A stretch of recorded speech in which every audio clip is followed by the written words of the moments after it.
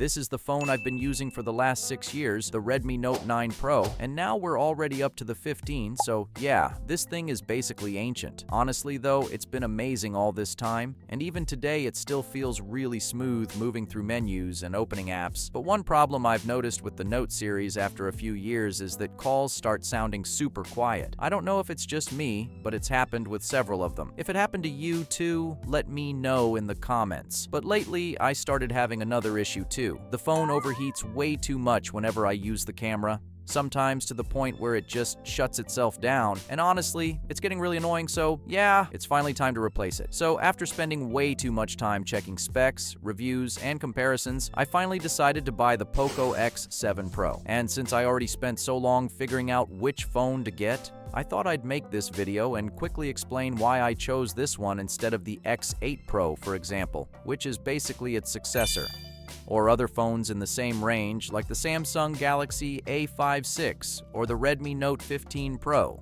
Let's get started. Honestly, I want this video to be as useful as possible, so I'm not going to sit here reading off a giant list of specs for the X7 Pro. There are already hundreds of reviews on YouTube for that, and to prove it, let's actually start with the conclusion first. I wanted a powerful phone with a good processor and solid battery life, something capable of shooting high-quality video for YouTube, and I didn't want to spend more than $300, and the X7 Pro checked every single one of those boxes. And if you're looking for the same thing, I'm going to explain why I ruled out all the other options, although I'll leave links to every phone we talk about down in the description in case you want to check them out. To start with, if we compare it to its current successor, the X8 Pro, I ruled it out for 3 reasons. First, the price. I didn't want to spend more than $300, and right now, the most basic X8 Pro version usually sits somewhere between $310 and $340 on Amazon. It's true that if you look around on AliExpress, you can sometimes find it for a little over $280, which is a really good deal. But the 12 gig version already jumps to well over $340. The second reason is model maturity. I wanted a phone that worked as smoothly as possible right from day one. Phones usually launch with random bugs or optimization issues that slowly get fixed over time through software updates, and the X8 Pro still has to go through that process. Meanwhile, the X7 Pro already went through it. For example, when it launched about a year ago, it had issues with automatic brightness, unstable connections, and a few other bugs that have already been fixed. And the third reason is that after researching all the new features the X8 Pro brings,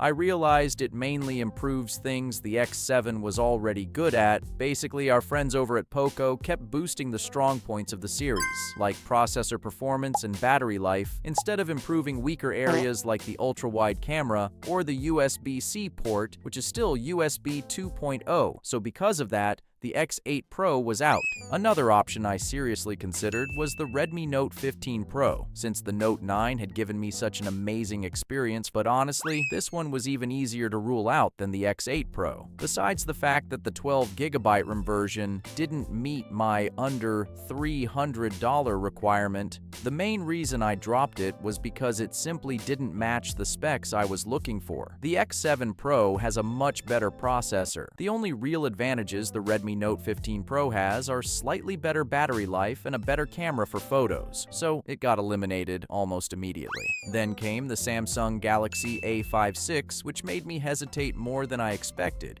Not necessarily because of pure quality, since both record in 4K, but the Samsung delivers more stable footage, better automatic exposure, and stronger HDR performance. Even so, the POCO still stayed ahead in the race because it's better in a lot of other areas I care about in a phone, like processor power, battery life, overall smoothness, display quality, and fast charging. So in the end, the Samsung got ruled out too. And that finally brings us to the final boss. I found one option that seriously pushed me into a corner, and I almost didn't buy the POCO because of it. And that phone was the Realme GT 7T. What an absolute beast. Honestly, I hadn't really heard much about it until I started researching phones. but it's practically equal to, or even better than, the POCO X7 Pro in a lot of areas. It has a processor with very similar power, but it comes with a bigger battery, faster charging, and when it comes to cameras, it has the same main camera resolution. But the GT does better with the front camera, the ultra-wide, and stabilization too. Still, what made me rule it out was the price, because it's basically impossible to find it for under $300. The cheapest one I found was around $340 on Moravia and a bit over $350